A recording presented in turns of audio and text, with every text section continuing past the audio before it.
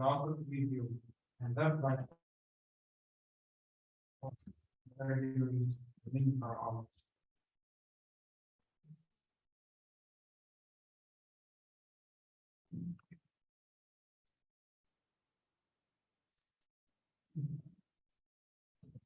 By this yagya, all the devatas will be pleased with you.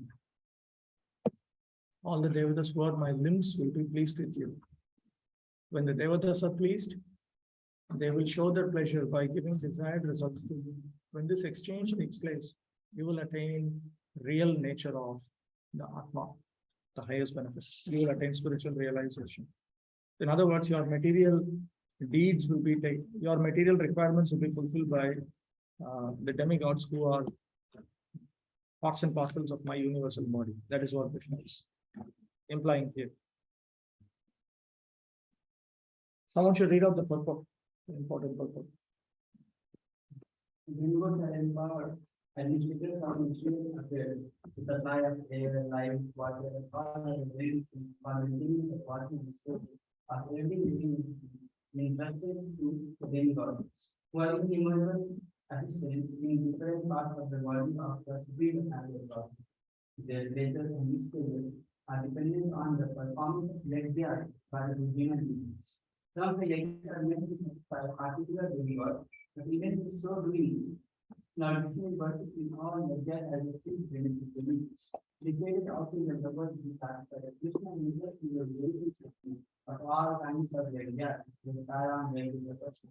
Therefore, ultimate satisfaction of the yajna person is the chief purpose of all yajnas. When these yajnas are perfectly performed, naturally the demigod in charge of the different departments of supply are weak, and there is no capacity in the supply of natural products.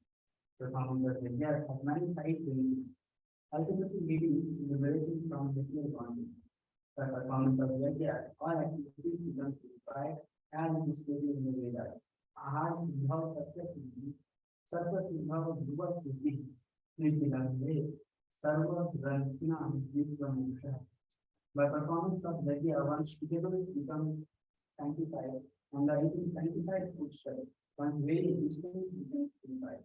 By the purification of the existence, final physics in the memory becomes sanctified, and when memory is sanctified, one can think of a part of liberation. And all these combined together lead to Krishna consciousness, the limited necessity of human beings. So the devas will take care of all your material needs, and in that way, you will be able to attain the highest benefit characterized by moksha, liberation. Now, for this to happen, the food that we are eating has to be pure. That is why it is said by performing yajna, one's eatables become sanctified. By eating sanctified foodstuffs, one's very existence becomes purified. So eating is very important. Actually, Prabhupada has noted that in Vedic civilization, you are graded according to what you eat. In other civilizations, they don't think like that. But here, according to your eating, you are graded. If you eat only lacto-vegetarian foodstuffs, sattvic ahar, then you are considered high. If you eat some other food stuff, you're considered low. So just eating is very important. So eating has to be purified. When eating is purified, then the mind becomes purified. It is therefore a part and parcel of the process of attaining liberation. Well, in charge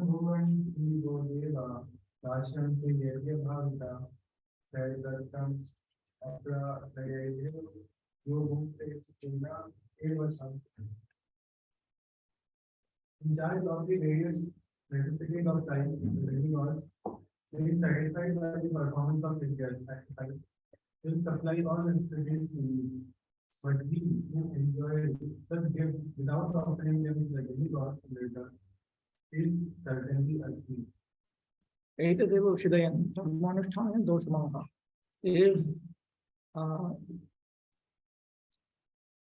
If you do not engage in this activity, then you will experience defects, obstacles, and you will be subjected to punishment. because the devas are giving you all this. And if you don't reciprocate, then you will be considered a thief. Not giving to the devatas by the 5 Mahayagyas food which arises by rain which is supplied by the devatas, and simply enjoying the food, you become full of fault and a thief. The demigods are authorized supplying agents on behalf of the Supreme Personality of Godhead Vishnu. Therefore, they must be satisfied by the performance of prescribed yagyas. In the Vedas, there are different kinds of yagyas prescribed for different kinds of demigods, but all are ultimately offered to the Supreme Personality of Godhead. For one who cannot understand what the personality of Godhead is, sacrifice to the demigods is recommended. According to the different material qualities of the person's concerned, different types of yagyas are recommended in the Vedas. Worship of different demigods is also on the same basis, namely according to different qualities. For example, the meat eaters are recommended to worship the goddess Kali, the ghastly form of material nature, and before the goddess, the sacrifice of animals is recommended. But for those who are in the mode of goodness, the transcendental worship of Vishnu is recommended. But ultimately, all yagyas are meant for gradual promotion to the transcendental position. For ordinary men, at least 5 yagyas, known as Pancha Mahayagya, are necessary. 5 yagyas.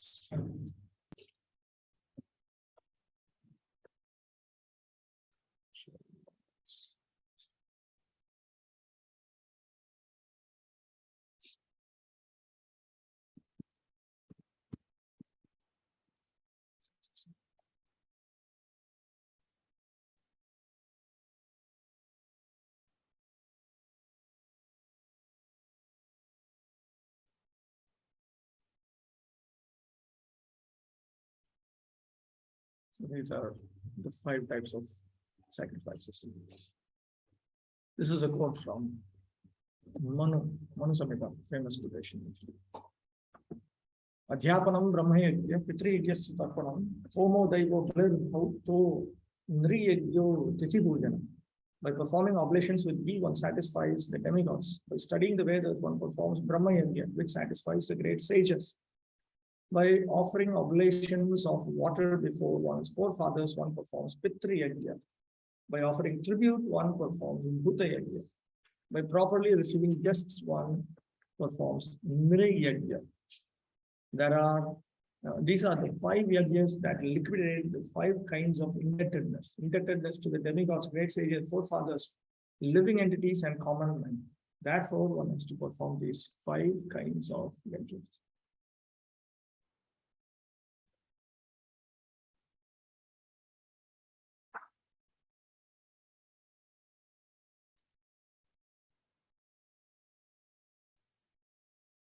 So these 5 sacrifices are necessary.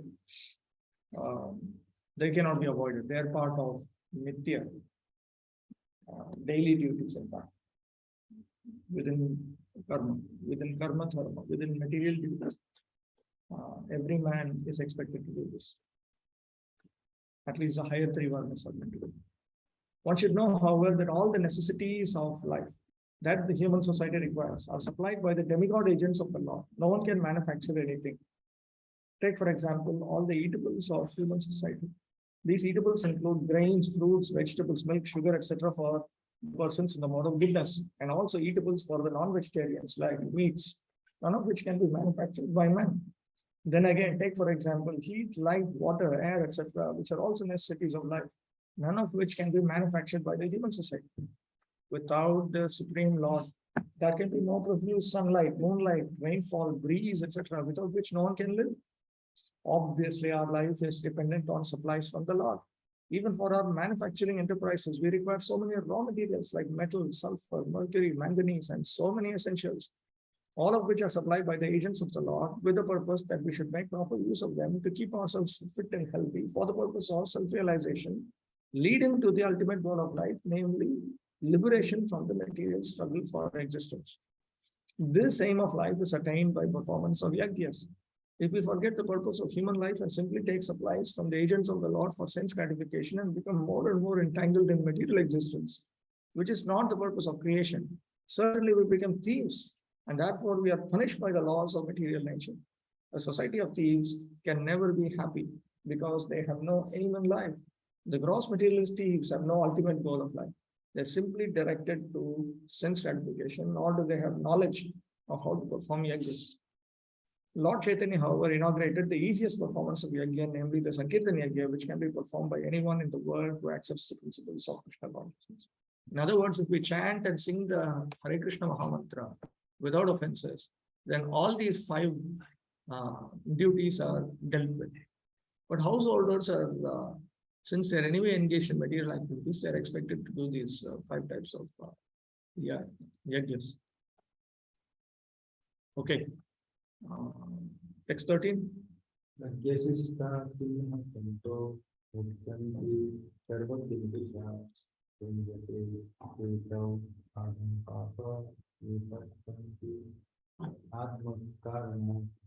devotees of the Lord are released from all kinds of sins because they eat food which is offered first for sacrifice.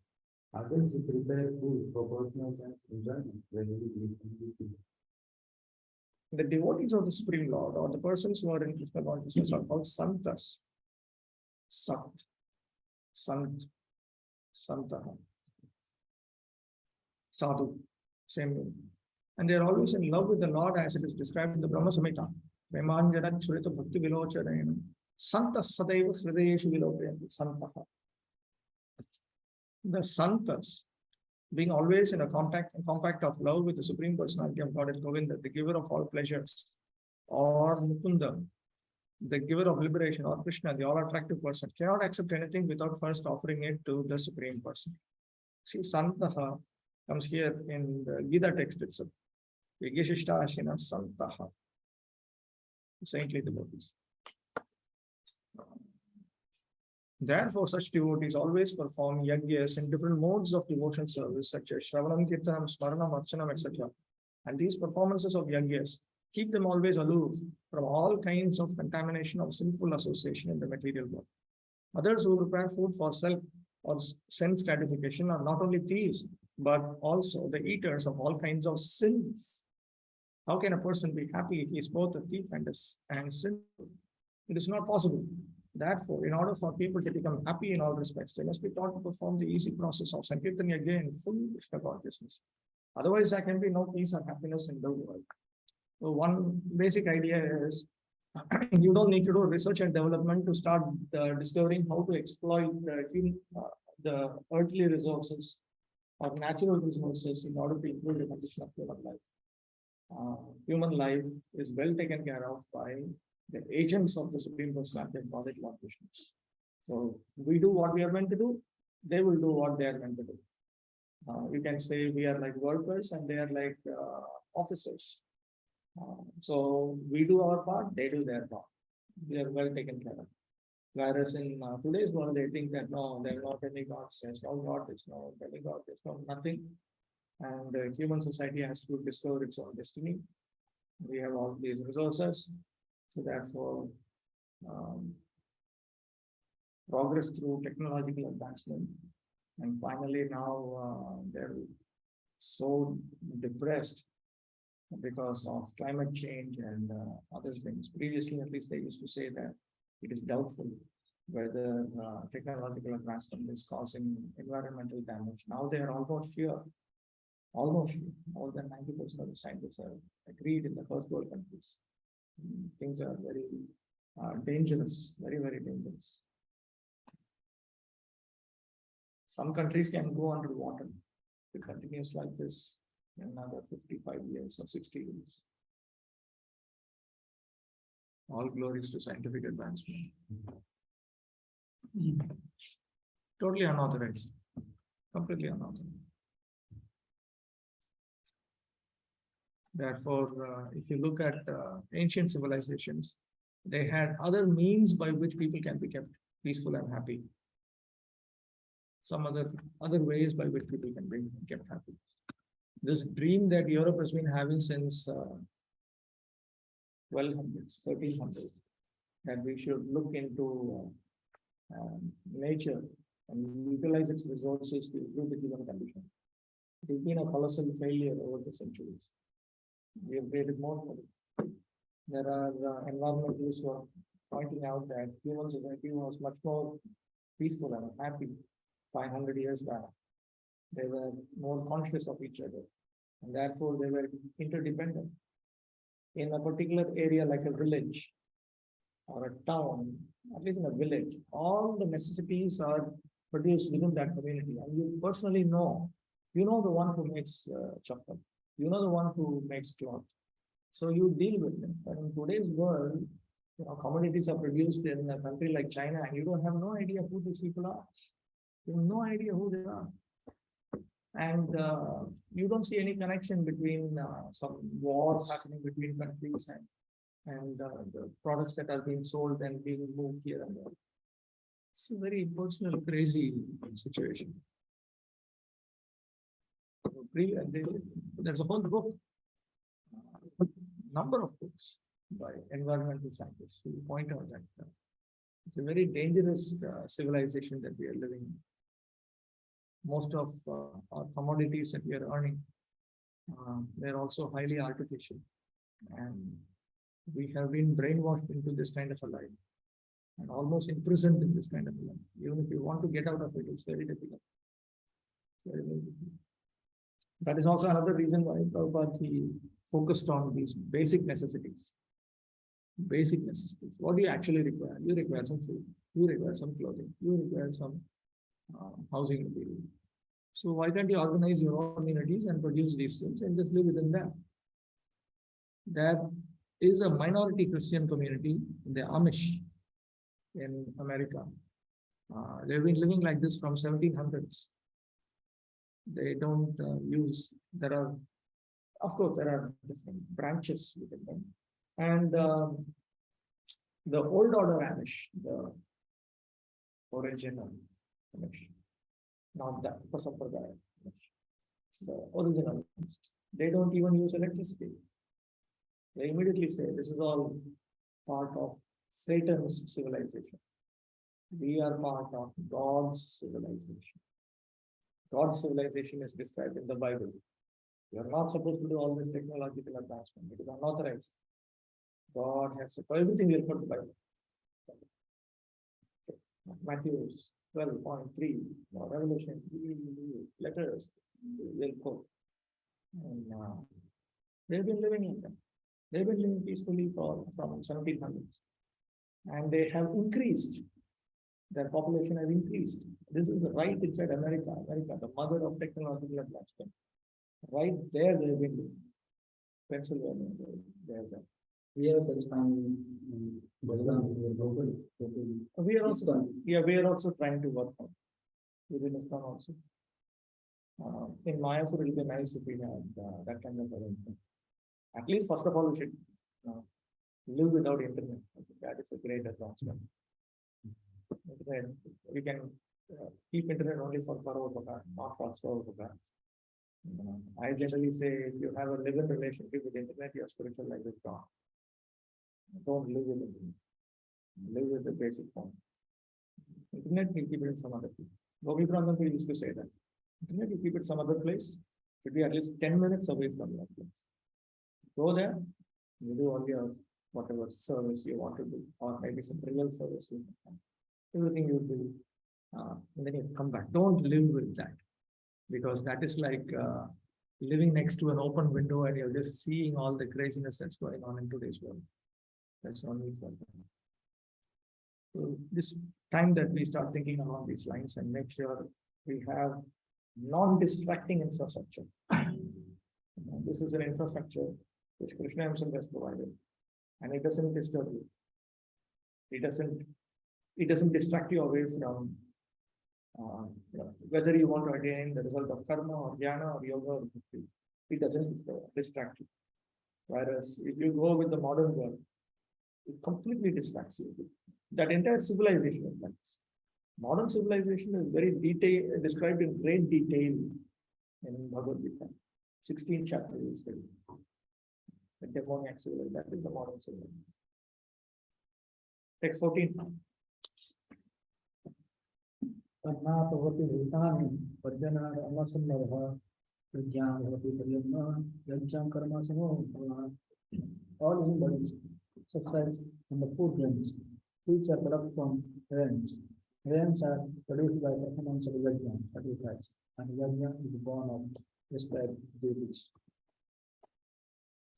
So after the Lord of creation, Supreme Personality of Godhead, began the process of creation for their subsistence, he has provided the system of yajna.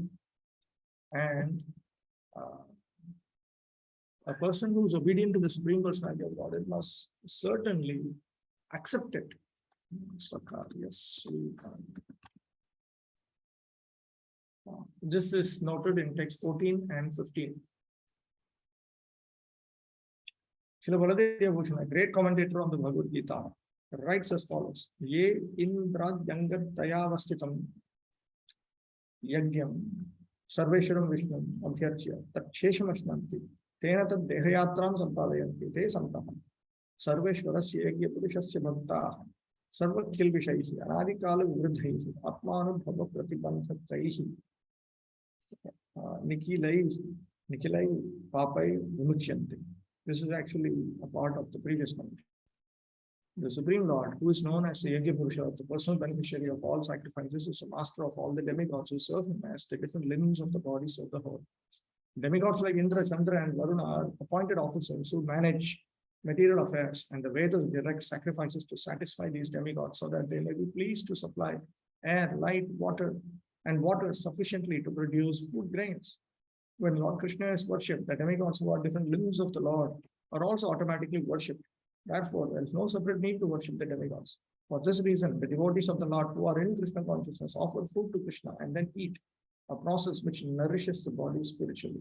By such action, not only are past sinful reactions in the body vanquished, but the body becomes immunized to all contamination of material nature. When there is an epidemic disease, an antiseptic vaccine protects a person from the attack of such an epidemic. Similarly, food offered to Lord Vishnu and then taken by us makes us sufficiently resistant to material affection. And one who is accustomed to this practice is called the devotee of the Lord. One who is accustomed to this practice means one who only eats grains that have been offered to the Lord. Actually, one who eats foodstuffs offered to the Lord. There are some devotees who will not even drink water that has not been offered to Krishna. So sometimes we simply Shri Vishnu, right? But there are devotees who are very, very strict. Even water they will not drink unless it is offered. Offered means proper offered. Unless it is properly offered. This is all great safety nets for us. We can at least start by a simple resolution that at least grains I will not eat unless it is offered to the Supreme Lord. Strictly speaking, grains which are not cooked by practicing devotees and offered by practicing devotees, if we can just stick to that, that itself will purify the mind. When the mind is purified, we are able to think clearly. Otherwise, we are just distracted with our bodily and mental impulses. The six urges will simply harass us. Therefore, a person in Krishna consciousness who eats only food offered to Krishna can counteract all reactions of past material infections, which are impediments to the progress of self-realization. See, the sinful reactions that are in our subtle body, they are actually obstacles. We will see later on, 7th chapter also. Yesham tvantagatam papam, jananam punya karmanam. That only those whose sinful reactions have stopped growing, at least. Only they are able to bhajante mam dridhavrata. Only they are able to engage in steady, determined devotional service to the Lord in Bhakti. Otherwise, one cannot do. As long as these sinful reactions are there, there will be obstacles for not only self-realization, for progress in Krishna consciousness also. On the other hand, one who does not do so, meaning that one does not offer his foodstuffs to Lord Vishnu, continues to increase the volume of sinful action and thus prepares the next body to resemble hogs and dogs to suffer the resultant reactions of all sins. The material world is full of contaminations, and one who is immunized by accepting prasadam of the Lord, food offered to Vishnu, is saved from the attack. Whereas one who does not so becomes subjected to contamination. Food grains or vegetables are factually eatables. The human being eats different kinds of food grains and vegetables, grass, plants, etc. Human beings who are accustomed to eating meat and flesh must also depend on the production of vegetation in order to eat the animals. Therefore, ultimately, we have to depend on the production of the field and not on the production of big factories. The field production is due to sufficient rain from the sky, and such rains are controlled by demigods like Indra, sun, moon, etc. And they are all servants of the Lord. The Lord can be satisfied by sacrifices. Therefore, one who cannot perform them will find himself in scarcity. That is the law of nature. Yajna, specifically the Sankirtan Yajna prescribed for this age, must therefore be performed to save us at least from scarcity of food supply. The food depends on rain, and you cannot just create your own rain. The world's attempts at producing artificial rain have not succeeded. You cannot have rain whenever you want. 15.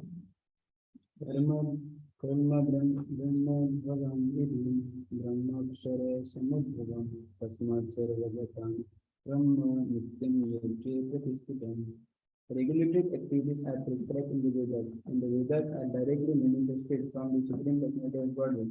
Consequently, the all-pervading transcendence is eternally situated in the act of sacrifice.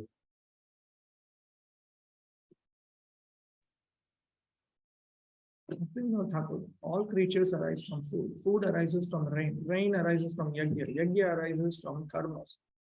Karmas arises from the Vedas, Brahma. The Vedas arise from the Lord Akshara. Therefore, yajna, the cause of the movement of the universal wheel, must be performed by those qualified to do so. The all-pervading Brahman, Supreme Personality of Godhead, is eternally situated in the sacrifice.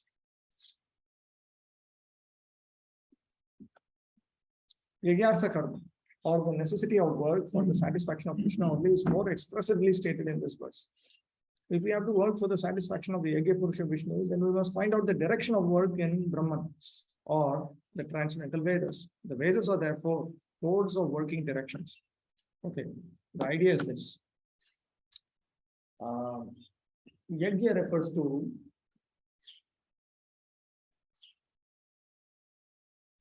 Devata Uddeshe Dravya Tyaga, to give up certain items that are pleasing to worshipable deities for their pleasure. In other words, it is a certain type of worship of these higher beings. The entire Vedic civilization trains us to worship superior authorities and beg them, please give us this, and they give you that.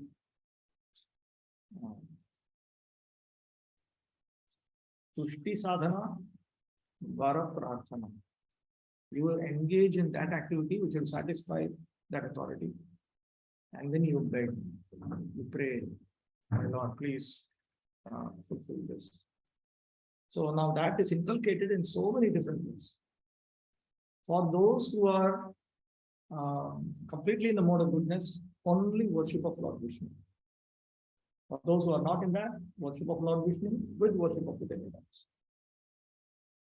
At least even in Kali Puja and all that, they will, the Brahmana who is doing that Kali Puja, he is expected to also do Shalagram Puja and worship Vishnu.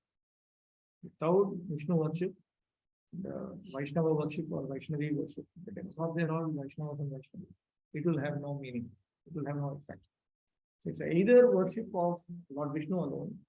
For those who are interested in attaining the Supreme Lord in one lifetime, you don't engage in demigod worship. But for everybody else, you must. So there are different ways by which you worship. But all of that is dependent on the regular performance of Purusha Dharma and Stri Dharma. All the participants, they must be executing their Varna Dharma, Ashwa Dharma, Stri Dharma, everything must be going. Only when these people perform this kind of worship will the deities accept the worship and they will provide what is required. If we don't, this basic infrastructure we are not following, then you do all this worship, it will not work. That is why here he's saying, actually it came in the previous, Yajna Karma Samudbhava. Yajna is born of prescribed duties in the previous verse. So if we don't engage in our material prescribed duties, then there is no point in engaging in all these sacrifices, where you are worshipping particular deities. So for that, you have to depend on the Vedas, because from where you will learn the prescribed duties. You cannot create your own prescribed duties. In today's world, it's a fashion to create, you just legislate law. You simply get together and create your own law. But that is not the system. The system is you follow Lord Vishnu's law. He has already specified this is what you do. This is what you do. Dharma is basically law. You just follow that. So if you follow that, then you will not be punished by the government. And the Vedic scriptures, where did they come from? They have come from the Supreme Personality of Godhead. Asya Mahato Bhutasya Nishvasitameta Yad Rigveda, Yajurveda, Samaveda, Atharvang, Girasa. The four Vedas, namely the Rigveda, Yajurveda, Samaveda, and Atharvaveda, are all emanations from the breathing of the great personality of Godhead. So the Supreme Lord, he has breathed it out. So he does not have to speak. His breathing is as good as speaking. We should always remember that the conditioned souls in material nature are all equal for material enjoyment. But the Vedic directions are so made that one can satisfy one's perverted desires, then return to Godhead, having finished this so-called enjoyment. So for this, we have the different pathways. Somebody should remind Bhavagraya Prabhu and get that thing printed. That trade. You've given it? All of you have it? Yeah. Great. Fine. Need a copy also. You have your copy? What is behind this?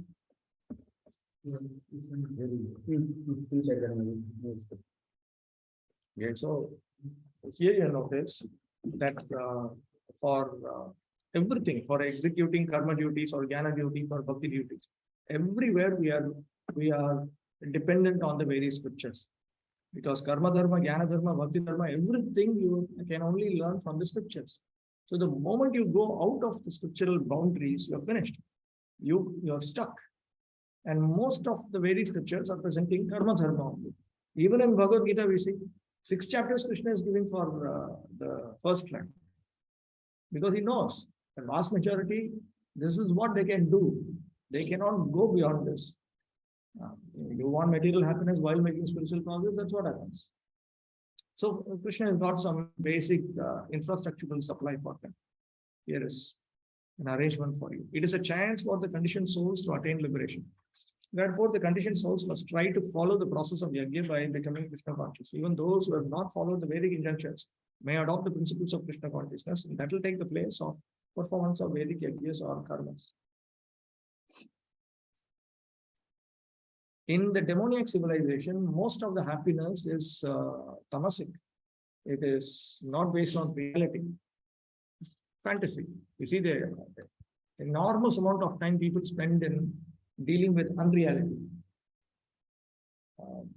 Video games, novels, television serials, movies, it's all false. You want to see a girl dancing, why don't you do pious activities? Go and just be with an apsara and dance with her. No, that you cannot. You need to watch. So you'll create a whole movie, a music video. Very funny. You're hungry, you eat. Not that you see somebody else eat. Simple it is. But in Tamoguna, you're just absorbed in false. How much of falsity that people are absorbed in is amazing. How they get it? False. False. Whereas in Vedic Dharma, you're told, okay, you want some adventure in life. You do pious activities, be a demigod and fight, be a big hero and just be about to die and save someone and do all this. You be a hero, that's all. When you do pious activities, be a hero. What is the big thing? You want to be a hero and be a hero, and that's all. Do all these things and become that. You be part of the real life movie instead of you watch some movie. And that movie is entirely false. Completely false. Novels, false. So happily absorbed in something which is absolutely, this is false. Instead, if you look at the various scriptures, Puranas, a lot of interesting events are described. Itihasas, Ramayana, Mahabharata. They are reports, but they are reported in a very interesting manner. Ramayana, for instance, is a Mahakavya, in which it is carefully delineated what people like. People want the plot. which goes towards the climax. The hero is about to get what he wants. And suddenly the villain comes, takes it away, creates an anticlimax. And then the audience is completely puzzled. Now, what is it? And the suspense state is created. Now, how do you get it? So it is a reality, but the reality is also described by Valmiki in a particular Mahabharata. So the Vedic literature does provide this kind of sources of mental happiness also. It is not that these things are not there. Even, for instance, dramas are very popular. Actually, even within ISKCON and Mayapur also, previously there was a time when in a year, at least once or twice a year, there was some drama.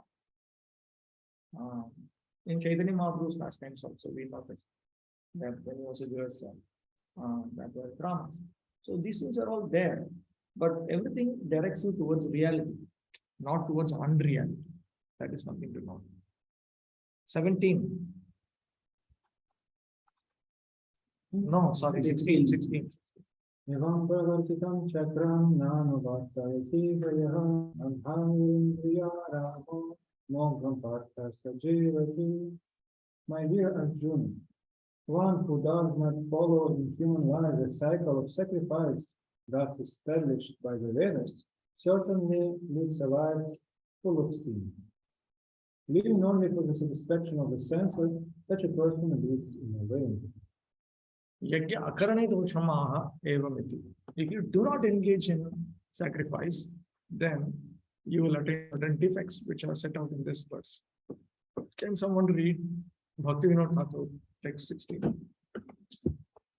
He who qualifies for calm and control does not follow this cycle which moves the wheel of the universe, being a servant of the senses and engaging in a simple life leads a useless life. The purpose is that one does not experience sin or piety by Vidvan Karma Yoga offered in the Lord, Bhakti Yoga, a form of the Atma.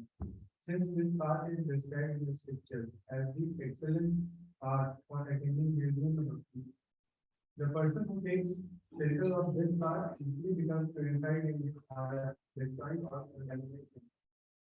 Those who do not attain qualification for Karma Yoga offered to the Lord Bhakti Yoga are always controlled by desire and gratification. They are engaged in sin. In order to curb their sinful tendency, the only method is pious karma. When a sin occurs, one must take support of atonement. The arrangement for yajna is dharma or punya karma, that which produces auspiciousness or samasti jiva and enables the universal being to move is called punya. By this punya, all unavoidable sins such as panchapuna are destroyed. What is accepted by the performer for his own happiness and self-gratification while maintaining the auspiciousness of the universe, that becoming an anga of yajna, terminating in yajna, is counted among the Puryans. Those who produce auspicious results for the universe through unseen fruits are special devtas arising from the Lord Shastri. Using these devtas the form of the winds, when one attains pleasures given by their mercy, there is no sense involved. This is called the wheel of karma. Accepting karma by worshipping of devtas in this way is called karma karma offered to the Lord. Those who enact all these rules as rules related to matter are mere moral performance of karma. They are not performance of karma offered to the Lord. Thus, performing karma karma offered to the Lord in the proper way produces auspiciousness for the qualified jiva. And I want someone to read out Prabhupada's book. The managed development of what they have in India is contained very well. Therefore, for those who want to enjoy spiritual world, the ever-mentioned cycle of performing the exact activity necessity. When the non follows reality, reviewing the various being contained more and more. Simultaneous law is given from time is specific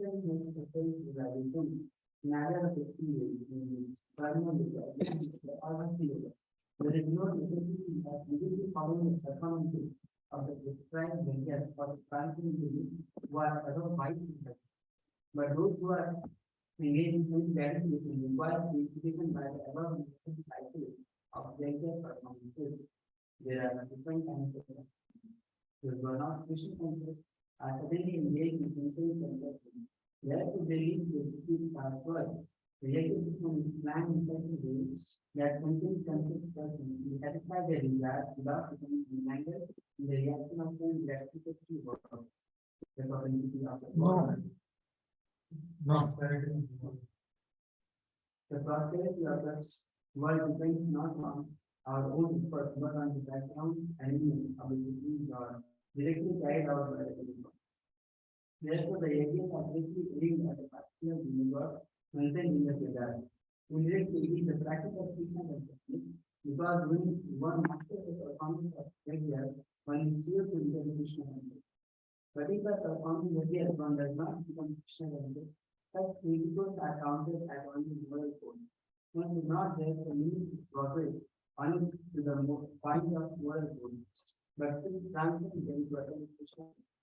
So in the first track, they actually progress to the heavenly planets and gradually go towards Brahmaloka. Okay. So going to the heavenly planets by itself, that is only a part of this progress. Now, this Karmakanda group is there. We call them Karmis. They are dropouts. It's like you may be in a school and you may study. And then after 10th standard, you stop studying and then you leave the school. That's called a dropout. You're dropped out of school. So these people who want to go to the heavenly planets, but who don't want to go to the next step and progress towards liberation, these are the karmis. The proper karmis are there.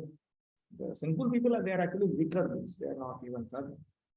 So when we are talking about pious materialists, the ones who want to go to the heavenly planets, and we criticize them every now and then. But they are actually dropouts. They go that much, they don't want to go further. But actually, if you continue further, your Krishna consciousness will actually develop. You will actually move forward. So this is a process which has been given for all those who are too much absorbed in material sense gratification and whose minds are very much absorbed in this.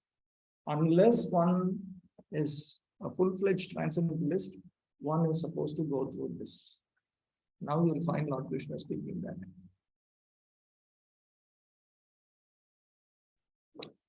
Yastu madhuktena nishkama karmana madhupasanena cha vimrishte chitta darpane sanjatena dharmabhuta jnanena atmanam adarshat tasya na kinchit karma kartavyam. For a person who follows this nishkama karma, engagement in karma pradhana, karma jnana bhakti, without adharma, aiming at eternal service to the Lord, along with my worship, meaning worship of the Supreme Lord.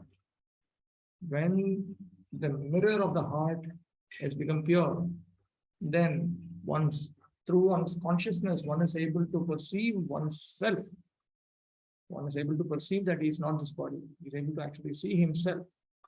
Tasyana kinchit karma kartam. He does not need to execute a pious activity. So you see, he will lose his dependency on karma. That is why he can execute, he can give more time for bhakti, and eventually you see only bhakti. Only bhakti. So even when one receives partial self-realization, that I'm not this body, that's only partial self-realization. Full self-realization is you realize that you're an eternal servant of Krishna. So even when one receives partial self-realization, his dependency on karma is reduced. He can now start executing bhakti activities. 17. Yes, but for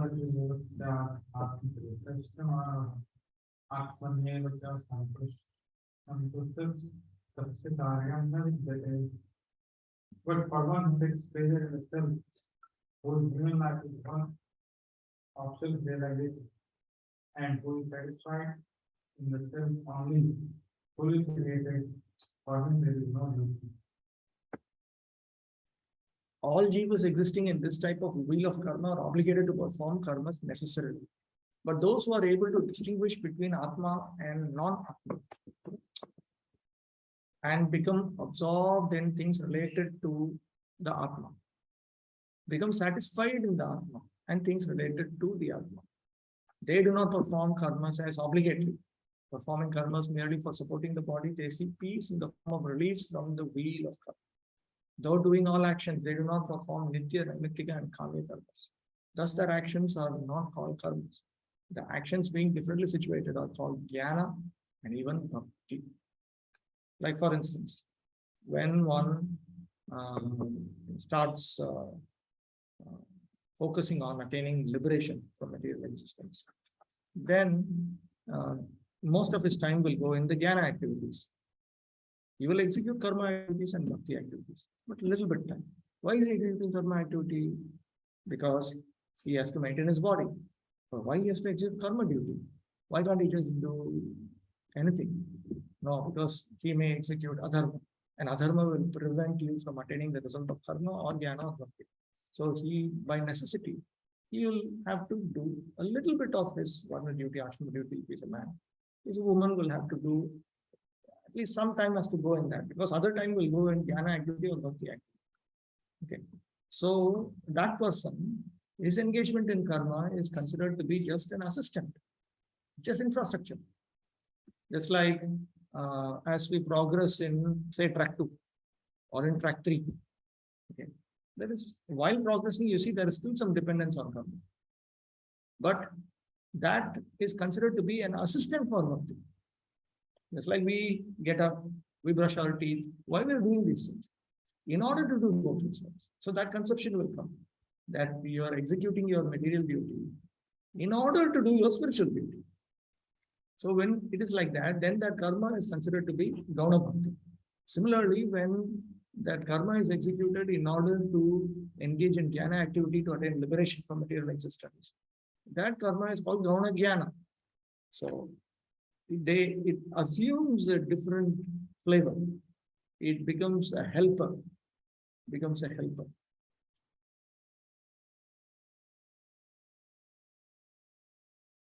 A person who is fully Krishna conscious and is fully satisfied by his acts in Krishna consciousness no longer has any duty to perform. Due to his being Krishna conscious, all impiety within is instantly cleansed, an effect of many thousands of yoga performances. By such clearing of consciousness, one becomes fully confident of his eternal position in relationship with the Supreme. His duty thus becomes self-illuminated by the grace of the Lord, and therefore he no longer has any obligations in the Vedic injunctions. Such a Krishna conscious person is no longer interested in material activities and no longer takes pleasure in material arrangements like wine, women, and similar infatuations. In other words, if I claim to be a person who has attained detachment and realization, and therefore I should be allowed to function in the second milestone in maximal bhakti, then I need to prove that I have detachment and realization, that I am not interested in just eating and drinking, dancing and singing, and wine, women, similar infatuations. I need to prove that I do not have any adharmic tendency inside my mind. Without that, there is no evidence that actually I'm now fit to steadily engage in the second stage of devotional service. Bhakti. Text 18. Yes. So this verse is about track 2. 17. Not necessarily. Even in track 1, after one attains realization and detachment, then he moves towards this, and then when he attains further realization and detachment, his self-realization deepens more and more. And finally, he comes to the third stage. Stage 1, stage 2, stage 3 exists for all the 3 tracks. Only distinction is the speed breakers between that is there for track 1. And here Krishna is clearly talking of the speed breaker. Because later we will come across directly engaging in the higher stages of devotional service. So this is not about the track, and this is about just level of advancement. On either tracks, this works just about the level of advancement. Right now, Krishna is talking for up to chapter 6. Krishna is actually talking of track 1. But certain principles obviously will apply to track 2 and track 3. Krishna is not going to repeat the whole thing again. Okay. Certain things will come again, but we will also understand when there are differences. So in general, like Krishna is not going, it's not that from 7th chapter, again Krishna starts saying, you're not the body, and then spends another 15 minutes. It's understood. He has said it. So in general, Krishna expects that whatever he has said here will apply to the next one, unless there is some distinction. Like Krishna will specify that in one lifetime, you will be able to make it. Okay. Now that Krishna does not say in track 1. So from that we understand that track 1 takes much longer period. Or like in track 3, Krishna will say that from day 1 you can engage exclusively in devotional service, which is actually the 3rd stage of Bhakti. It's exclusive Bhakti. Okay. So from that we understand that look, these people, they are not they're not self-realized and all that. They are directly told to, but they have that degree of faith and enthusiasm. Therefore, that is an exception. So there is a general principle in the Vedic system of education where they teach one thing and then they teach other things, and it is understood that whatever they taught earlier should apply here also, and any difference should be understood to be an exception of that. So track 2 is an exception to track 1, track 3 is an exception to track 2. Okay. Next verse. The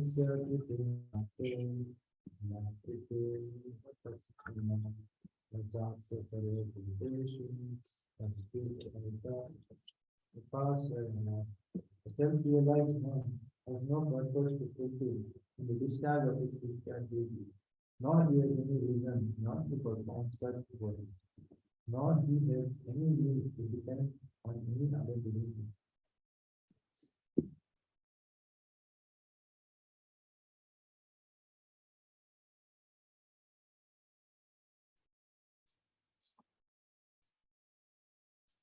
Okay, somebody should read Bhakti. For the person who has experienced bliss of Atma, Punya through obligatory karmas, and seen through non-performance of obligatory karmas, does not take place. It does not take shelter of any selfish actions occurring among all beings from Brahma down to the ground. Satisfied with the pleasure of Atma, he has no goal in sin or punya. Whatever he does or does not do by his nature, all is auspicious. For the person who has experienced bliss of Atma, there is no gain to performance of obligatory karmas and no loss to the non-performance of obligatory karmas. He does not take shelter of anyone among all beings, such as Devdas or human beings, to attain his goal, since he has attained the highest goal in the form of realization of Atma. Whatever he does or does not do by his nature, all is auspicious. In this case, performing some karma or not performing them is sin. Okay, here, Sri Varadevi Bhushan has brought out an interesting point that we know from the Shruti that the Vedas, they create obstacles for a person who is engaged in spiritual activities. They are jealous of such persons, thinking that what's a human being is engaged in spiritual activity. And the idea is that the Devas are already there in university and humans are just in school and they're trying to do some crash course and suddenly come out. So they generally present obstacles. It is commonly known, even from Bhagavatam. It's a normal thing. Okay. So then this person, and Lord Krishna says here, nor has he any need to depend on any other living being. So that means he is not taking shelter of any demigod. Why is not taking shelter of any demigod? Because he has now attained spiritual realization. Jnanodayat purvaveva deva krita vigna. The obstacles by the devas, they only have effect prior to one's self-realization. Once one becomes self-realized, then these things don't have any effect. Then atmarato satyam tu na tad krita te tad prabhavena sambhavanti. There's no possibility that will have any effect on them. So the Supreme Lord protects the self-realized souls. The self-realized man is no longer obliged to perform any prescribed duties, save and accept activities in Krishna consciousness. Krishna consciousness is not inactivity either, as will be explained in the following verses. Krishna conscious man does not take shelter of any person, man or demigod. Whatever he does in Krishna consciousness is sufficient in the discharge of his obligation. But right now, Krishna is talking about a person who is progressing in track 1 and who has come to stage 2. Now, so these actually in stage 2, you remember I showed one, I showed 3 circles.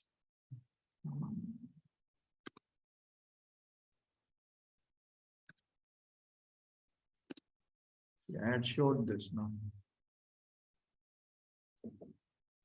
What is this? Okay. In the first stage, one actually thinks that this big circle, circle number 3, the big circle is karma. He thinks the circle inside it to be jnana. And he thinks that the bhakti circle, which is inside that, the smaller circle he thinks is bhakti. So in other words, in his conception, actually Vadiraja Tirtha, one prominent acharya of the Madhya line, he explains the Vyavasayatmika Buddhi in the first stage. He says that person has this conception. I will only engage in dharma for the pleasure of Vishnu. I will never ever touch adharma. This is the Vyavasayatmika Buddhi of that practitioner. So he thinks that karma itself is meant to be offered to Krishna. Within karma, a major element is jnana activities, where I study spiritual scriptures. We saw all those 21 items. Okay. And actually those 30 items, common duties. Within the common duties, you find bhakti items. So that is how they think. They think that bhakti is inside jnana, jnana is inside karma, and everything I'm doing for the pleasure of Lord. Whereas in the second stage of devotion service, they think the other way. They think circle number 3 is bhakti. But part and parcel of bhakti are these common duties of jnana. And they think a part and parcel of jnana is these material duties of karma, infrastructure. Without infrastructure, how you can do jnana duties? Without jnana duties, how can you do bhakti duties with proper consciousness? So in the second stage, they think in the reverse manner. Okay. So if you go to a person who is executing the second stage of devotion service and say, why are you doing so many things other than bhakti? You will not even understand what you're saying. Wow. I'm taking care of my work. That is also part of bhakti. That is also part of bhakti. Infrastructure. That is part of bhakti. Krishna himself says, Yat karosi yadasnasi yadjuhosi dadasi bhakti. So, in his understanding, the jnana activities are part of bhakti. Karma activities are part of bhakti. In Bhagavatam, in some places, when the second stage is described, you will find Lord Kapila teaches the process of devotion service one place. And you will find there, while describing the process of devotion service, he talks of, he gives an indication about 9 types of devotion service. Then he talks of things which come under jnana category. Then he says you should fulfill your material prescribed duty. All part of the bhakti package. So in the second stage, the bhakti package is like this. It's only when you come to the third stage where everything is so clearly moved away. It's just like normally we when you take a meal, for instance. In the meal, there are different items, everything put together. And the whole thing is called the meal. Okay. But when you come to the third stage, everything is segregated. This is called karma. And I don't touch it. This is called jnana. I don't touch that also. I do bhakti, only bhakti. So this is a very, very, truly speaking, a very exalted method and opportunity that we have.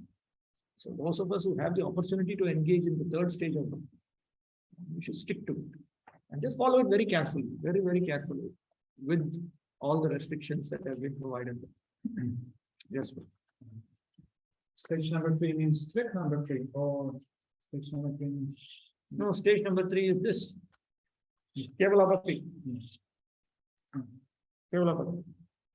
Stage 1, stage 2, stage 3. Stage number 3.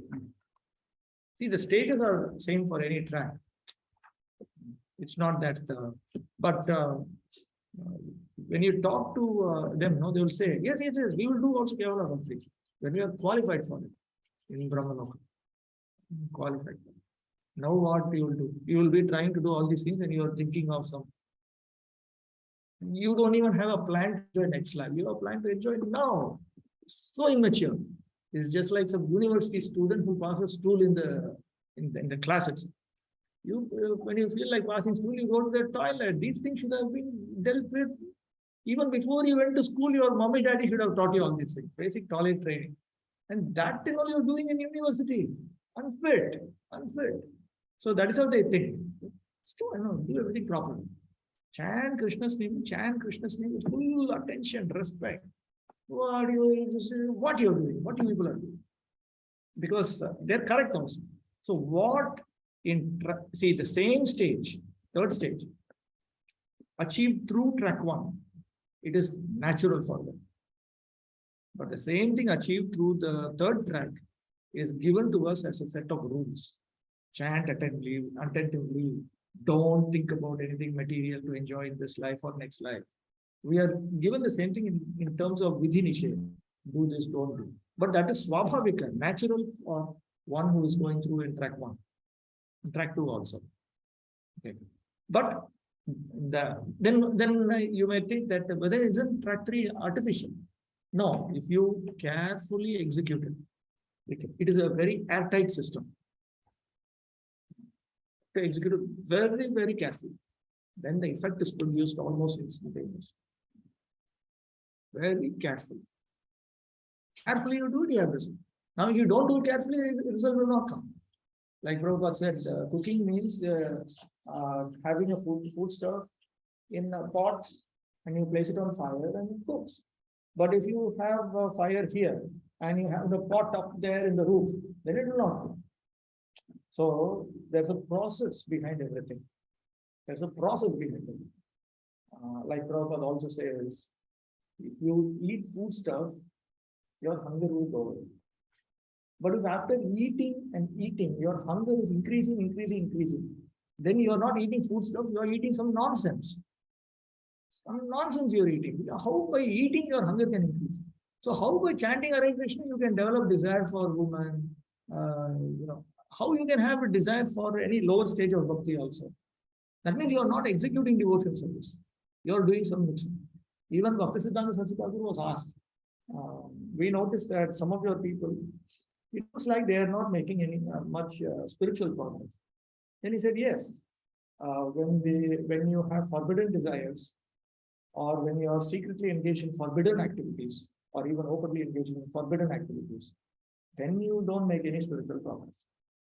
And he gave an example. Just like if you have worms inside your stomach, you may eat and eat, but all the food and nourishment is going to the worms. It doesn't go to your body. So in track 3, it requires very expert guidance and airtight environment. Otherwise, effect will not come. The effect will not come. Ultimately, everybody will only look for detachment realization. See, everywhere you notice detachment realization. They will not look for faith and enthusiasm. They will look for whether detachment and realization has come. If you say, no, right now I'm in the third stage, I'm in the third track, and then that will produce realization and detachment, then the first thing they will say is, okay, come back. You will examine how much detachment realization you have achieved. That they will always examine. Ultimately, it's Jnana Vairagya that is a test. Without Jnana Vairagya, there is no God. Everybody, because everybody will keep claiming that I'm a great transcendental. I'm doing this, I'm doing that. Even here, that's why Krishna is doing that. All right, next verse. Saratam kayam karma samacharam asaktahiyacharam karma karma apnati bhuti. Therefore, without being attached to the fruit of activities, one should act as a matter of duty, or by working without attachment, Sanatan, the Supreme. See, therefore, Krishna is saying this word therefore, tasmat. See, the word tasmat means therefore. That itself indicates that he is talking to Arjuna as a representative of a person who is not self-realized. Because a self-realized man, we see in the previous purport, a self-realized man is no longer obliged to perform any prescribed duty, save and accept activities in Krishna consciousness. A Krishna conscious man does not take shelter of any person, man, or demigod. Whatever he does in Krishna consciousness is sufficient in the discharge of his obligation. But you're not like this. You're not like this. You're just an ordinary person with all kinds of desires. So therefore, you have to execute these activities. It is compulsory for you. So don't claim to be something that you are not. Therefore, always perform karmas without attachment to their results, since by performing karmas without attachment, the person attains liberation or the supreme tattva in the form of realization of Atma. Liberation is nothing but only the mature state of all karma, the highest feeling. The supreme is the personality of Godhead for the devotees and liberation for the impersonalists. A person, therefore, acting for Krishna or in Krishna consciousness under proper guidance and without attachment for the result of birth, is certainly making progress toward the supreme goal of life. Arjuna is told that he should fight in the battle of Kurukshetra for the interest of Krishna, because Krishna wanted him to fight. To be a good man or a non-violent man is a personal attachment, but to act on behalf of the Supreme is to act without attachment for the result. That is perfect action of the highest degree recommended by the Supreme Personality of God. Vedic rituals like prescribed sacrifices are performed for purification of impious activities that were performed in the field of sense gratification. But action in Krishna consciousness is transcendental to the reactions of good or evil word. A Krishna conscious person has no attachment for the result, but acts on behalf of Krishna alone. He engages in all kinds of activities, but it's completely non-attached. Text 20.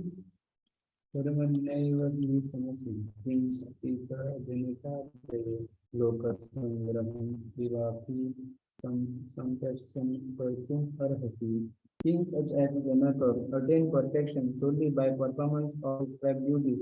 Therefore, just for the sake of educating the people in general, we should perform their work. Sadachara matra pramanayanti karmana eva. Now he gives evidence. There is a consideration always called sadachara. It is not enough to come up with some understanding of how to do things by which you can attain a certain effect. You also have to consider, in the past, have people gone through that process and achieved that result? You have to examine that.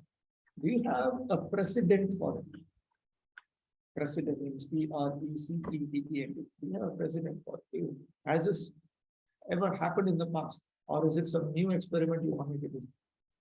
So that consideration is very, very important. So it's not enough just to say, okay, this is the cause and this can be the effect, and look at all these reasons you can find in the Shastra, this quotation, that quotation. It's all very logical, it's proper. In addition to that, you have to examine the other factor. Has anyone does it in the past? Did anyone do it in the past? And did they achieve that effect? So now he is giving that evidence. He is talking of Janaka. Now, Janaka is a very big name in Vedic history. He was self-realized, and yet he was a Grihastha Kshatriya, aggressor. In fact, he was the king of Mithila, and there is a famous statement that he said, even if Mithila is burnt, I know that I have lost nothing, because I'm not this body, and none of these things are actually connected to me, they are just connected to my body. So Janaka is, even we notice in Bhagavatam, Mahajana list, Janaka's name comes there. So Janaka is a very big name. Karmana eva upayena vishuddha chitta santaha samsiddhim swatmanas avalokana lakshana mastita prapuhu. Simply by executing his material prescribed duties, he attained purification of heart. He attained perfection in the form of self-realization. So, he is karmana yagyadina sahayeva shravanadina. Some authorities explain that he did not give up his material prescribed duties and accept some other set of duties in order to attain spiritual realization. While executing his material prescribed duties, he has achieved that result. So from that we understand that don't think that a person who is executing his material prescribed duties is barred from spiritual realization. These people have actually experienced spiritual realization even while externally executing their material duties. Kings like Janaka were all self-realized souls. Consequently, they had no obligation to perform the prescribed duties in the Vedas. Nonetheless, they performed all prescribed activities just to set examples for the people in general. Janaka was the father of Sita and father-in-law of Lord Sri Ram. Being a great devotee of the Lord, he was transcendently situated. But because he was the king of Mithila, a subdivision of Bihar province in India, he had to teach his subjects how to perform prescribed duties. Lord Krishna and Arjuna, the Lord's eternal friend, had no need to fight in the battle of Kurukshetra, but they fought to teach people in general that violence is also necessary in a situation where good arguments fail. Before the battle of Kurukshetra, every effort was made to avoid the war, even by the Supreme Personality of Godhead, but the other party was determined to fight. So for such a right cause, there is a necessity for fighting. Although one who is situated in Krishna consciousness may not have any interest in the world, he still works to teach the public how to live and how to act. So this is an experienced person. In other words, you see, this person has already come to the second stage and he's moving to the third stage where his dependency on karma is reducing even more. His self-realization is becoming more and more deep and his dependency on karma is reducing. But even then, you notice in the second stage, there is still some engagement of prescribed duties. So the second stage, you see, like in track 2. In track 2, from track 2 onwards, when one carries out his material duties, it is only to set an example. It is not for one's personal purification of heart, actually. The heart is already sufficiently purified. And that purification also, they understand where the purification ultimately comes from. Ultimately, all purification of heart is coming from Shravanam Kirtanam Vishnu, Smaranam Bhagavatam, Apsalam Mandaram Dasim, Chakri. If I execute my material duties while avoiding Navavidha Bhakti, my heart will never become pure. But if I can somehow manage, like in track 3, to give up material sinful activities, and I even give up karma dharma, and I execute bhakti, then I can attain purification of heart.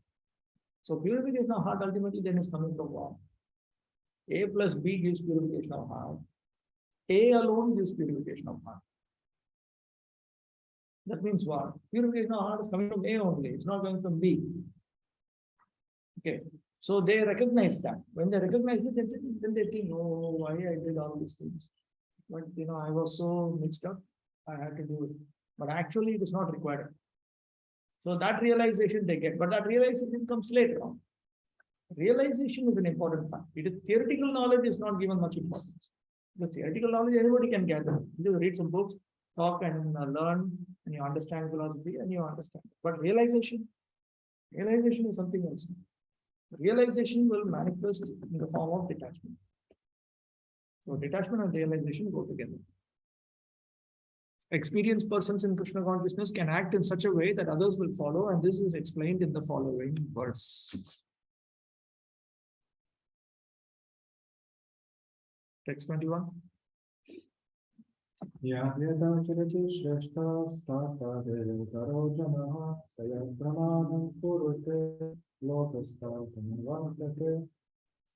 Whatever action a great man performs, common men follow. And whatever standards he set by exemplary acts, all the world pursues.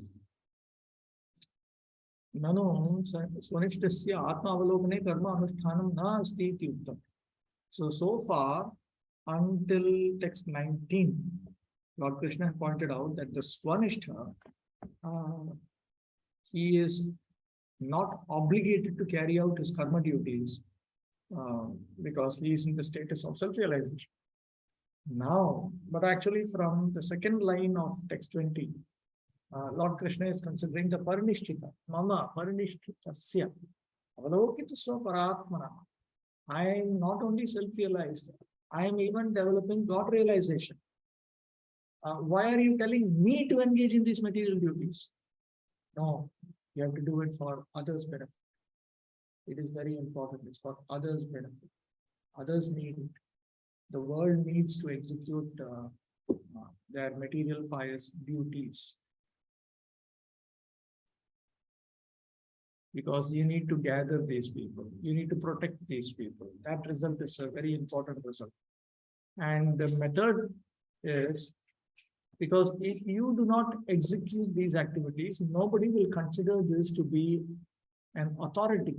People in general simply look at some leaders. Like one devotee once he mentioned, even something as simple as reading Prabhupada's books within ISKCON. He said, out of 100 ISKCON members, 1% reads the books. And the remaining 99, they don't read the books, but they read him. They're always looking at him. Okay, after reading so many books, what are you doing? And if you have actually become a moral, nice person, a valuable member of society, then I will listen to you. And then since you're reading and you're telling me to read, therefore I will also do. So this principle of following those who are well established is very important. Shastra upetam shrestha acharanam kalyana lipsuna kanishtena anushteyam. For a person who is inferior and who is seeking auspiciousness, it is very important to carry out the activities of the superior in line with Shastra. That is very important. In line with Shastra. Itham cha tejasvinaha shreshtasya cha yat kvachit svaira acharanam tad vyaprattam. Sometimes you have superiors who are very powerful persons. They act very independently. That you should not follow. Tasya shreshta kritatvepi shastra upetatva abhava. Because they may be carrying out those activities, but those activities are not in line with Shastra. You should not follow that. So here Lord Krishna is saying, in line with scriptural injunctions, whatever they do, that is what you should follow, not other things. Prabhupada's purport.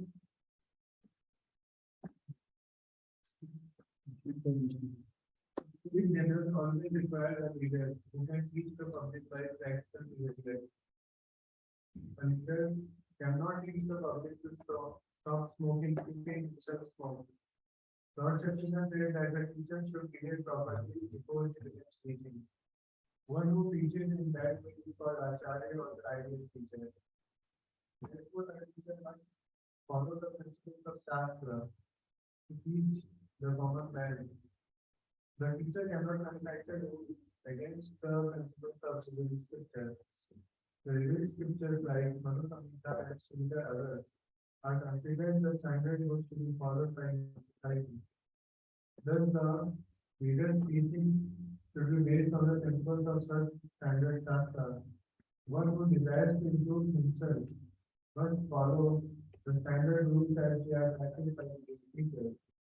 The Hindu Dharma also affirms that one should follow the footsteps of the devotees, and that is the way of progression on the path of spiritual realization. The king or the executive head of the state, the father and the school teacher are all considered to be the natural leaders of the innocent people in general. All such natural leaders have a great responsibility to their dependents. Therefore, they must be convergent and standard books of moral and spiritual code.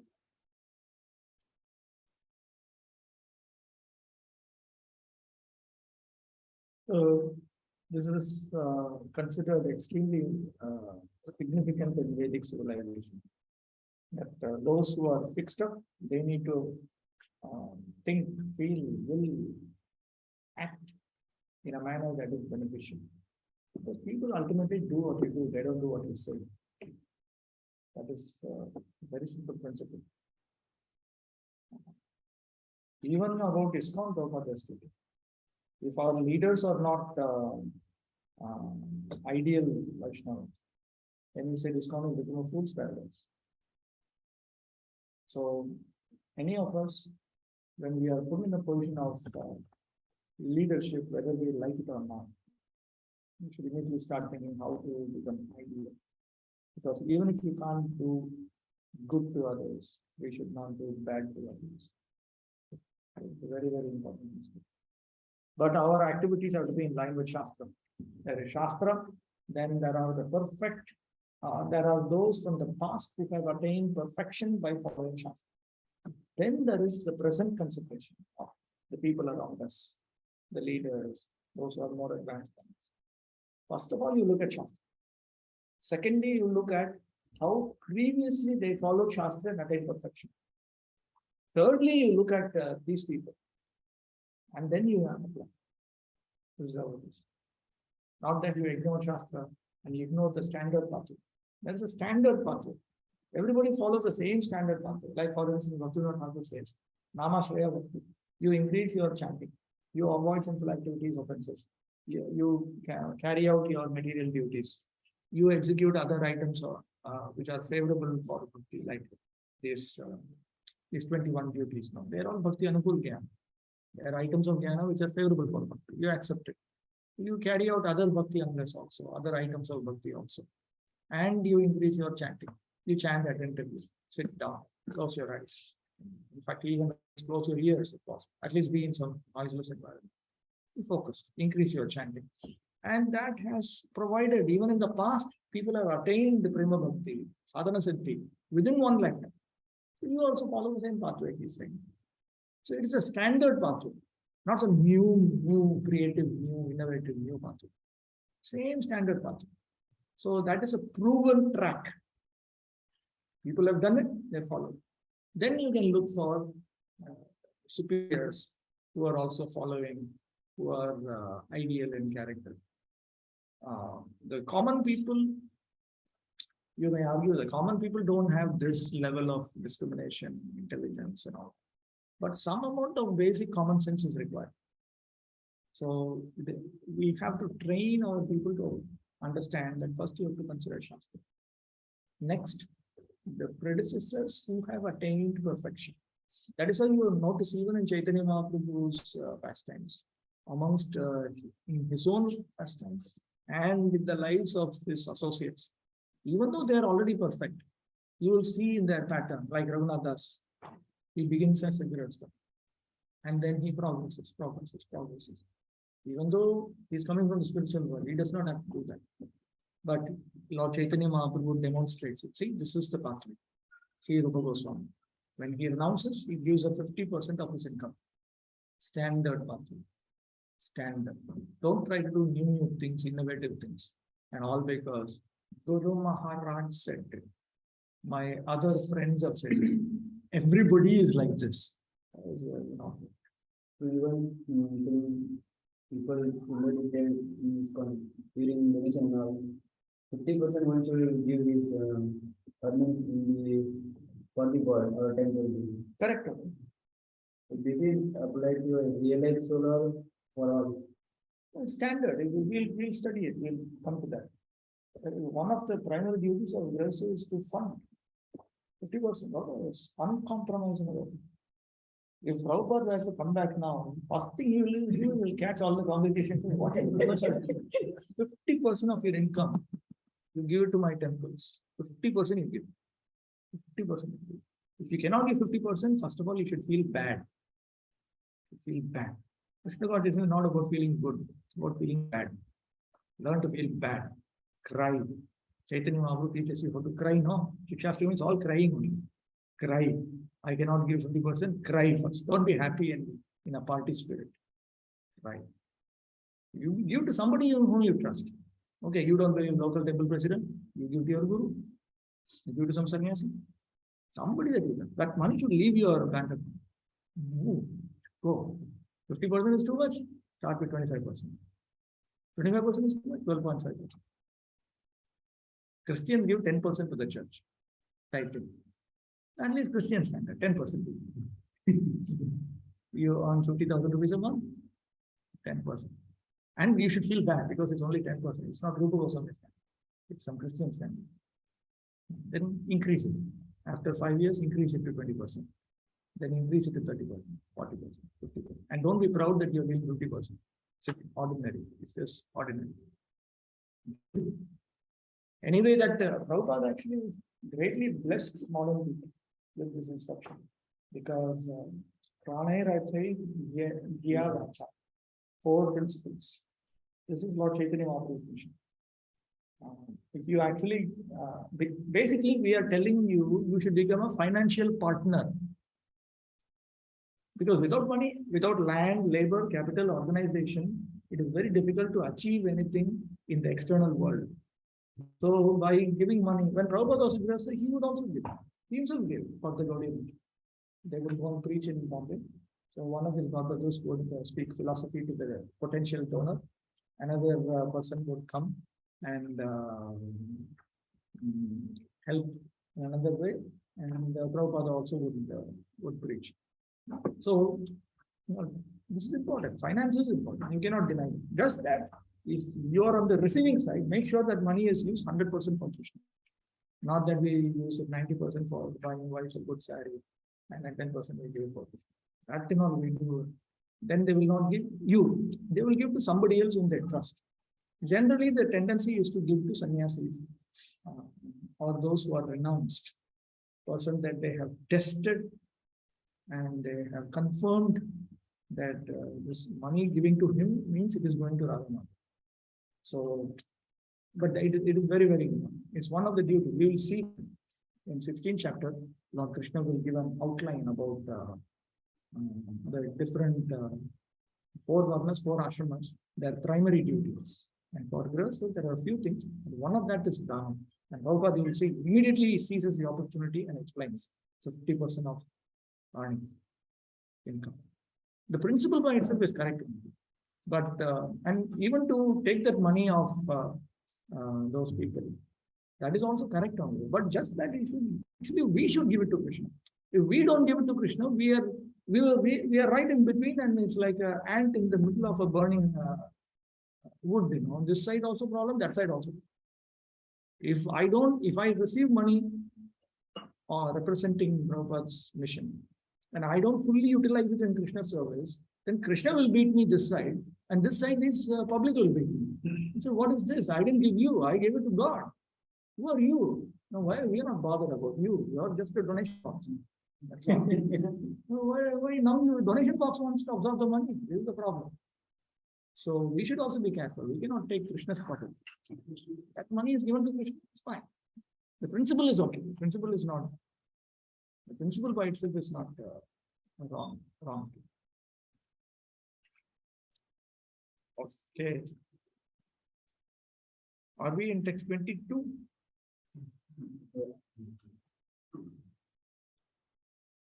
Text 22.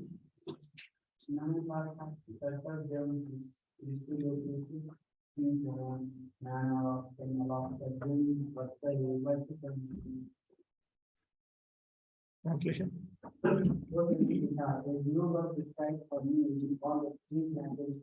Not am I in want of anything, not am I in need of anything. श्रेष्ठः कर्मफलं निरपेक्षः अपि लोकसंग्रहाय शास्त्र उदितानि कर्माणि आचरति. A superior person, even if he is not dependent on the benefits that arise from performance of the duties of karma, for public welfare, he must execute these duties in terms of the scripture, as taught in the scripture. And for this, Ityarthe, Swam Drishtantamaha, he gives himself as an example. He himself, he has no requirement. Krishna himself is the highest example that can be given. Krishna himself absolutely needs no spiritual purification, realization. What? He is realized, he makes everyone else realize. So this is the highest possible example that can be given, and he's giving it. And we know from the scriptures that this is the position of Lord Krishna. He is transcendental to all kinds of material leaders and controllers and is worshipable by all. There is no one greater than him. He is a supreme cause of all causes. No one is greater than him or equal to him. His potency is multifarious, and thus his deeds are automatically performed as a natural sequence. So from this we understand, when Krishna performs an activity, there is no karmic reaction for him. So there is no karmic reaction. He has no need to do anything to become freed from karmic reactions, to become an obstacle for spiritual realization and so on. Okay. Since everything is in full opulence in the Supreme Personality of Godhead and is existing in full truth, there is no duty for the Supreme Personality of Godhead to perform. One who must receive the results of work has some designated duty, but one who has nothing to achieve within the three planetary systems certainly has no duty. And yet Lord Krishna is engaged on the battlefield of Kurukshetra as the leader of the Kshatriyas, because Kshatriyas are duty bound to give protection to the distressed. Although he is above all the regulations of the revealed scriptures, he does not do anything that violates the revealed scriptures. So Krishna is very, very careful about this. Okay, we'll stop with this. We'll resume at 9:45.